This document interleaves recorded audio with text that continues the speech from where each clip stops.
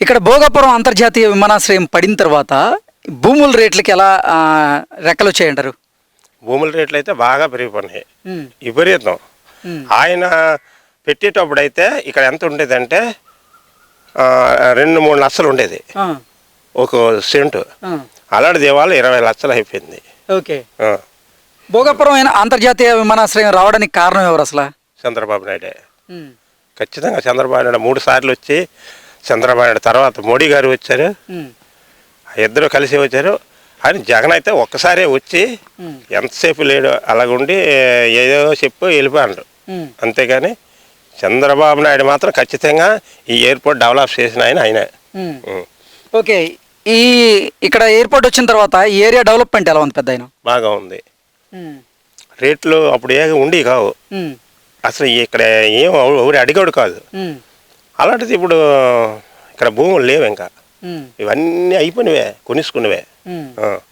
అంతా డెవలప్ అయింది. ఇంతకు ముందు మీ పరిస్థితి ఎలా ఉండేది, ఇప్పుడు ఎలా ఉంది? భోగాపురం అంతర్జాతీయ విమానాశ్రయం పడిన తర్వాత బాగానే ఉందండి. ఇప్పుడు మాకు ఇబ్బంది లేదు. అప్పుడులో అయితే అప్పుడు పంటలు పెట్టి అలా వెళ్ళాం, ఇప్పుడు టెక్నాలజీ పెట్టి ఇప్పుడు ఇలాగా. అదే అందరం కౌకలు పెట్టి గుప్పులు తవ్వి వ్యవసాయం చేసేవాళ్ళమే. ఇప్పుడు ఒక్క మనిషితోనే అన్నీ చేసుకుంటాను. చాలా బాగుంది. ఏరియా అయితే ఎవరికి ఇంక కరువు లేదు. చిన్నోడు పెద్దోడు అందరూ కూడా మంచి దీనిగా ఉన్నారు. కనీసం ఇప్పుడు మనం రైతులు కూలీలు పిలిచినా రారు ఇప్పుడు, అంత బారి పనులు అనమాట. ఈ ఎయిర్పోర్ట్ వచ్చిన తర్వాతే. ఈ సుమారు ఎయిర్పోర్ట్ ఎప్పుడు వచ్చింది, ఇప్పుడు పని మొదలెట్టే 2-3 సంవత్సరాలు అవుతుంది. అప్పటి నుంచి కూడా మరి ఇంకా కూలి లేనోడు కూడా కూల్గా ఉంది ఇప్పుడు. అసలు వైసీపీ ప్రభుత్వ హయాంలో ఎయిర్పోర్ట్కి సంబంధించిన పనులు జరిగినాయా?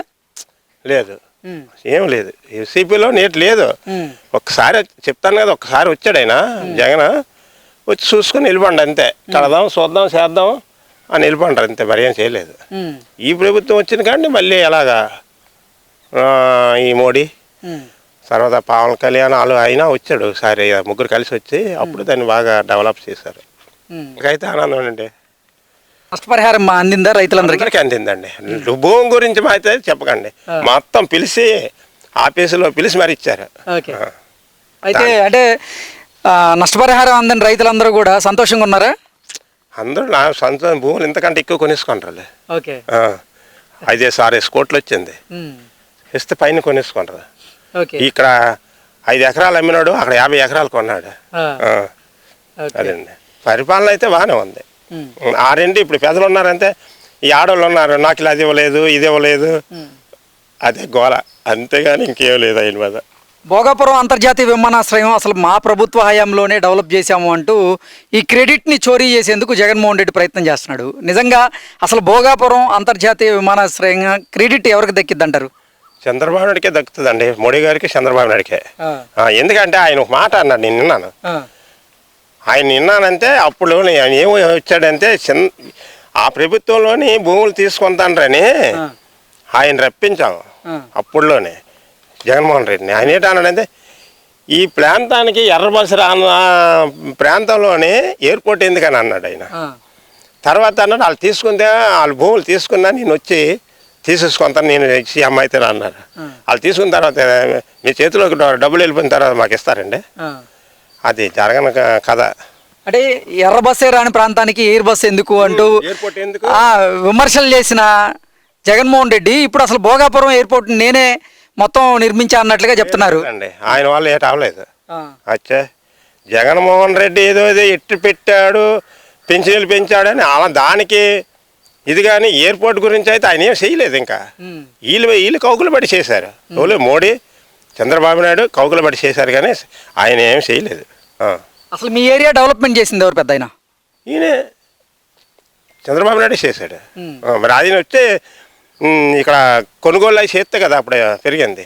పెరగడం, రైతులు వెళ్ళి అడగడం అన్నీ అయిపోయినాయి. ఈ రేటు మాకు నచ్చదండి అంటే, అదే 30 లక్షలది ₹1 కోటి కూడా ఇచ్చాడు చంద్రబాబు నాయుడు. 30 లక్షలు తీసుకోమన్నాడు కదా. పార్లమెంట్లో ఏమన్నారు, ఇది 30 లక్షలు, అది 12,50,000, 15 లక్షలు పెట్టారు బంజరు భూమి. దాన్ని మరి వాళ్ళే పెంచారు. వాళ్ళు పెంచింది మళ్ళీ అలాగే డెవలప్ చేసే వాళ్ళు ఎంత పెట్టారు, ₹1 కోటి పెట్టారు. మా పక్కన ఉప్పాడి సూర్యనారాయణ అనేసి ఉన్నారు, ఆయన ఆయన మొత్తం భూమి అంతా కూడా ₹1,00,00,000 చేసి అమ్మి ఇచ్చారు ఎయిర్పోర్ట్కి. ఆయన ఎంత అంటే 80 ఎకరాలు, 80 కోట్లు వచ్చినాయి. 80 కోట్లు వచ్చాయి. 20 దగ్గర కొనుక్కున్నారు శ్రీకాకుళం ఏరియా వెళ్ళిపోయి. మరి ఆయన మంచిదే కదా, ఆయన పోరాటం మానేశాడు. అయితే ఆయన పోరాటం ఎందుకు పోరాడు, మేము 500 మంది ఇప్పుడు కేసు వేసాం. అంతవరకు పోరాడి ఏమన్నారంటే నాకు అంత తక్కువ అయితే మాకు పైన ఎక్కడైనా మాకు కొనుక్కోవాలి కదా అంటే, అలాగా ఒక 2-3 సంవత్సరాల్లోనే ₹1,00,00,000 పెంచి అది చిన్న చిన్న వాళ్ళు అమ్మేశారులేండి, తక్కువ రేటుకి ఇచ్చారు పెళ్ళిళ్ళు కాటికి ఇచ్చి. ఈ ఇప్పుడు భోగాపురం ఎయిర్పోర్ట్ ఇక్కడ నిర్మించడం పూర్తయిన తర్వాత చాలా ప్రాజెక్టులు అయితే ఇక్కడికి వస్తున్నాయి, దాని ద్వారా యువతకి ఉద్యోగ అవకాశాలు వస్తున్నాయి కదా, ఎలా అనిపిస్తుంది పెద్ద ఆయన మీకు? ఇప్పుడు ఉద్యోగాలు ఇస్తారని సీలో ఆశపడతాండ్రు. మరి అందుకు కొంతమంది భూములు ఇచ్చేసారు, చాలామంది భూములు ఇచ్చేసి పక్కపక్కల ఊర్లో తరలించేసారు. మరి వాళ్ళకి ఇస్తారని ఆశించుతాండ్రు. మరి అవుతుందో లేవుండదో చెప్పలేం కదా. చెట్టు నీరు పెడతాం కానీ అది కాస్తుందా కాదు మనకు తెలియదు అండి. అది పెడతాము, మనం పెడతాను కాస్తుందని మన ఆశ అంతవరకు. ఇప్పుడు అప్పలరాజు గారు ఆయన అప్పలరాజు కొడుకు యాక్సిడెంట్ చేస్తాడు తాగేసినప్పుడు అసలే కాదు ఎవరైనా గాచారంకి గుద్దేస్తాం. ఆయన చనిపోతే ఆయనకి ఎంతో కొంత పరిష్కారం ఇచ్చి మనం పరిష్కారం చేస్తామా? మరి అప్పలరాజు నా కొడుకు అది చేయలేదని ఊహించాడు, కానీ సీసీ కెమెరాలో నాటిల్లోనూ ఖచ్చితంగా అవుపించేస్తుంది. పోలీసులు ఎట్ చేశారు, తండ్రిని కొడుకుని కూడా బంధించారు. బంధించిన తర్వాత జగన్మోహన్ రెడ్డి గారు ఉన్నారంటే అయ్యా అయిపోయింది వాడికి ఎంతో కొంత భారీ మరి 100 మంది చచ్చిపోతాండ్రు అంతే ఇవ్వలేదా, ఎంతో కొంత భారీ ఇవ్వగానే దానికి మళ్ళీ అది కాదు అనేసి ఆయన ప్రసారానికి వచ్చారు కదా నిన్న.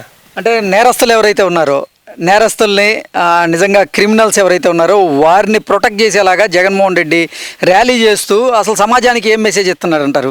సమాజానికి ఏం మెసేజ్ ఇస్తాండ్రో ఏదో ఈ ఎయిర్పోర్ట్ గురించి నేను ఎంత కౌకులు పడ్డాను అన్నట్టు వస్తుంది నాకు తెలిసినంత బట్టి. ఇంతో పోలిస్తే భూముల ధరలు ఇప్పుడు విపరీతంగా పెరిగాయి కదా. విపరీతంగా పెరిగాయి సార్. అది డెవలప్మెంటే కదా. డెవలప్మెంటే కానీ అంటే రోడ్డు పక్కన ఉన్న భూములు పోయే వారికి చాలా ఇబ్బందికరంగా ఉంటుంది కదా. అది భోగాపురం ఇంటర్నేషనల్ ఎయిర్పోర్ట్ ఎవరి వల్ల వచ్చిందన్న? తెలుగుదేశం పార్టీ చంద్రబాబు నాయుడు గారు హయాంలో మోడీ గారు ప్రభుత్వం ఉండేటప్పుడు శంకుస్థాపన చేశారండి. దానికి శంకుస్థాపన చేసిన రెండోసారి శంకుస్థాపన మన జగన్మోహన్ రెడ్డి గారు చేశారు.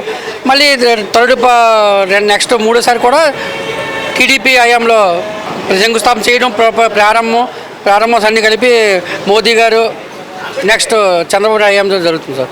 ఓకే, అంటే చంద్రబాబు గారే అంటే పని ప్రారంభించారు, పూర్తి చేశారు సార్. మరి జగన్మోహన్ రెడ్డి భోగాపురం ఎయిర్పోర్ట్ నిర్మాణం నా వల్లే జరిగిందంటూ ఆయన చెప్తున్నారు, దీన్ని ఎలా చూడాలి? జగన్మోహన్ రెడ్డి గారు ప్రభుత్వం లేటప్పుడు అదే జగన్మోహన్ రెడ్డి గారు ఇక్కడ రైతులు పోయిన భూములకి మేము వెంటనే భూములు ఇస్తాము, ఎర్రబస్సు రాని విలేజ్కి విమానం ఎలాగొచ్చింది అనే ఆయన శంకుస్థాపన చేశారు. ఎలా చేశారండి, గతంలో ఎలా చేశారు?